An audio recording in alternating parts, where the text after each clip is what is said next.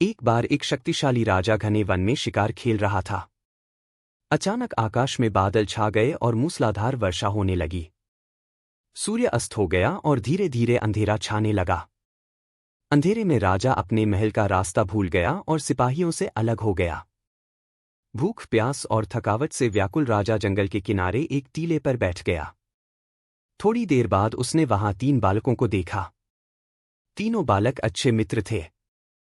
वे गांव की ओर जा रहे थे। सुनो बच्चों, जरा यहां आओ, राजा ने उन्हें बुलाया। बालक जब वहां पहुंचे तो राजा ने उनसे पूछा, क्या कहीं से थोड़ा भोजन और जल मिलेगा? मैं बहुत प्यासा हूं और भूख भी बहुत लगी है। बालकों ने उत्तर दिया, अवश्य, हम घर जाकर अभी कुछ ले आते हैं। वे गांव की ओर भागे और तुरंत जल और भोजन ले आए। राजा बच्चों के उत्साह और प्रेम को देखकर बहुत प्रसन्न हुआ। राजा बोला, प्यारे बच्चों, तुम लोग जीवन में क्या करना चाहते हो? मैं तुम सब की सहायता करना चाहता हूं। कुछ देर सोचने के बाद एक बालक बोला, मुझे धन चाहिए। मैंने कभी 2 समय की रोटी नहीं खाई है, कभी सुंदर वस्त्र नहीं पहने हैं, इसलिए मुझे केवल धन चाहिए। राजा मुस्कुराकर बोले, ठीक है, मैं तुम्हें इतना धन दूंगा कि जीवन भर सुखी रहोगे। यह शब्द सुनते ही बालकों की खुशी का ठिकाना न रहा। दूसरे बालक ने बड़े उत्साह से पूछा, क्या आप मुझे एक बड़ा सा बंगला और घोड़ा गाड़ी देंगे? राजा ने कहा, अगर तुम्हें यही चाहिए तो तुम्हारी इच्छा भी पूरी हो जाएगी। तीसरे बालक ने कहा, मुझे न धन चाहिए न ही बंगला गाड़ी।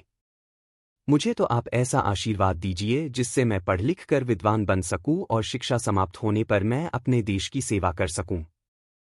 तीसरे बालक की इच्छा सुनकर राजा बहुत प्रभावित हुआ।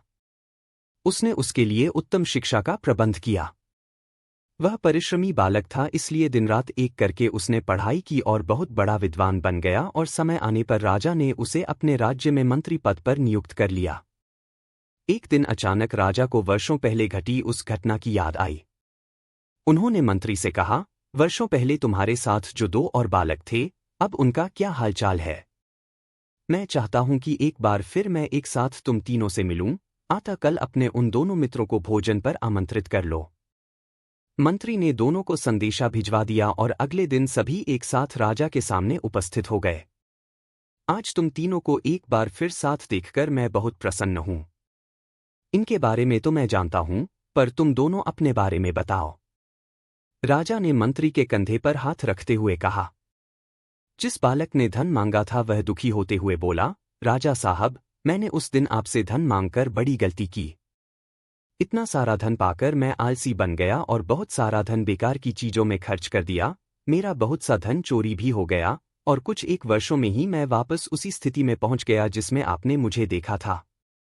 बंगला गाड़ी मांगने वाले बालक भी अपना रोना रोने लगा। महाराज, मैं बड़े ठाठ से अपने बंगले में रह रहा था, पर वर्षों पहले आई बाढ़ में मेरा सब कुछ बर्बाद हो गया और मैं भी अपने पहले जैसी स्थिति में पहुंच गया। उनकी बातें सुनने के बाद राजा बोले, इस बात को अच्छी तरह गांठ बांध लो, धन संपदा सदा हमारे पास नहीं रहते, पर ज्ञान जीवन भर मनुष्य के काम आता है और उसे कोई चुरा भी नहीं सकता। शिक्षा ही मानव को विद्वान और बड़ा आदमी बनाती है, इसलिए सबसे बड़ा धन विद्या ही है।